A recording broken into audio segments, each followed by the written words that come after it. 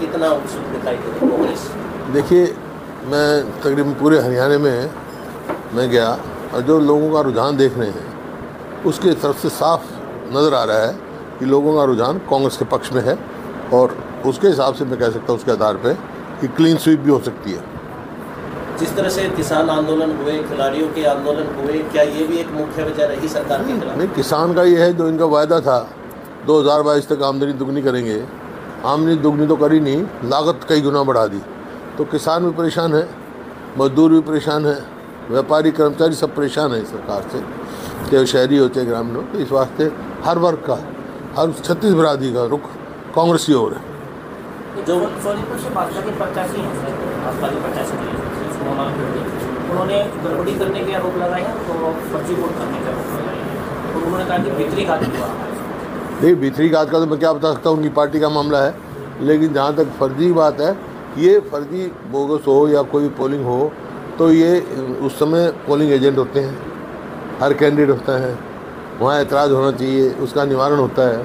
ये मेरे ख्याल में हरियाणा में पहली बार हुआ है जहाँ कोई रिपोल नहीं हुआ पूरे इलेक्शन में, शांतिप्रिय ढंग से हुए। और ये हरियाणा के लोगों को मैं हार्दिक मुबारकबाद भी देता हूँ, बधाई भी देता हूँ कि कोई अप्रिय घटना नहीं घटी। नहीं, आमतौर पर चुनाव पे घट जाती है, बड़ा शांतिपूर्ण चुनाव हुआ है और ये काम तो इलेक्शन कमीशन का है, उसको वहाँ कंप्लेंट करनी चाहिए। सत्ता पक्ष होते हुए उनकी सरकार प्रदेश में थी, उसके बावजूद सरकार के अलावा इलेक्शन कमीशन का कंट्रोल होता है। इलेक्शन एजेंट होते हैं, पोलिंग एजेंट होते हैं, उन्हें कितनों ने ऐतराज़ किया, क्या हुआ, क्या उसका निवारण इलेक्शन कमीशन करता है, इलेक्शन कमीशन को करना चाहिए। पूर्व मुख्यमंत्री मनोहर लाल खट्टर वो कह रहे कि अधिकारियों ने गड़बड़ की है, उसी को लेकर 4-5 अधिकारी ऐसे भी हैं जिन पर कार्रवाई हुई है और बड़े स्तर पर जो बदली जो अधिकारियों का ट्रांसफर है वो भी ऐसा है। ये भाषा जो है बौखलाई हुई भाषा है, मतलब ये साफ कहता है कि वो अपनी हार स्वीकार कर चुके हैं, क्यों ये तो खुद स्वयं लड़ रहे हैं चुनाव। वहाँ कितने पोलिंग एजेंटों का एतराज़ किया उन्होंने, कहाँ किया, किसके यहाँ किया, इलेक्शन कमीशन ने क्या फैसला किया, रिटर्निंग अफसर हैं, उनके कानून है, कायदा है।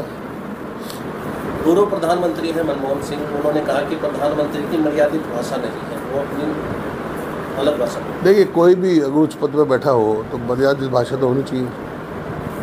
जब से चुनाव शुरू हुए लगभग 75 दिन का समय है और आज 7वें चरण के मतदान के लिए प्रचार समाप्त हो गए। जिस तरह से भारतीय जनता पार्टी ने 400 पार का नारा लगाया था और पीक पे चुनाव जा रहा था, लेकिन आज स्थिति ये है, लोग ये पूछ रहे हैं कि सरकार किसकी बनेगी। नारा तो बहुत आसान है लगाना, यहाँ भी हरियाणा में तो 75 पार लगाया था नारा, क्या हुआ, आधी आई।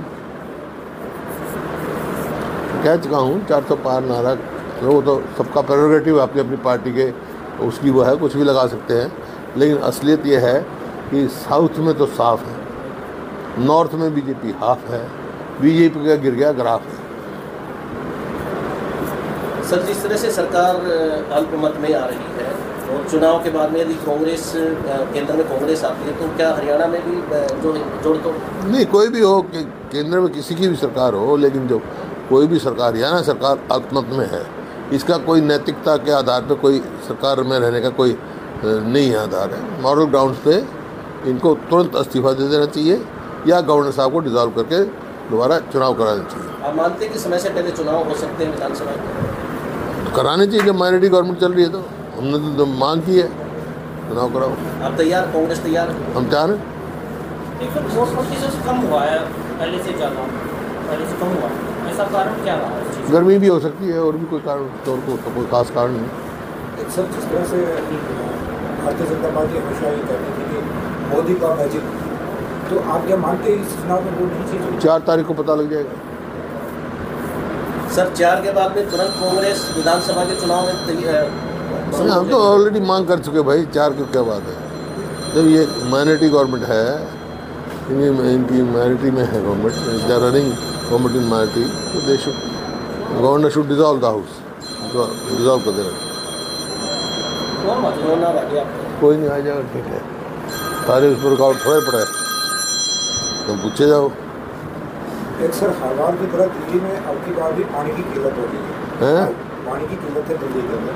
अरविंद केजरीवाल ने कहा कि भारतीय जनता पार्टी की सरकार हरियाणा वाली दिल्ली को पानी नहीं देगी, रोक रही है। दिल्ली में तो पानी की किल्लत है, रोहतक में हरियाणा में सारा पानी है, रोहतक में कोई किल्लत नहीं, हरियाणा में कोई किल्लत नहीं। पानी की किल्लत है क्योंकि ये सरकार ऐसी सरकार है अपने पानी का हिस्सा ही नहीं ले सकती। भाखड़ा मैनेजमेंट बोर्ड में सदैव जो इरीगेशन का मेंबर हरियाणा का होता था, चेयरमैन हिमाचल से बाहर का होता था, सब नॉर्म्स तोड़ दी। हमारे समय पूरा हिस्सा मिलता था, अब ये पूरा हिस्सा ही नहीं अपने टाइम वहाँ ले आ सकते।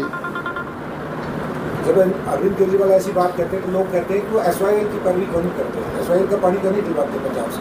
नहीं, प्रधानमंत्री को दिलवाना चाहिए भाई। भारतीय जनता पार्टी की सरकार है केंद्र में और हरियाणा में भी, सुप्रीम कोर्ट फैसला दे चुका है, फिर ये भी नहीं इम्प्लीमेंट करा सके।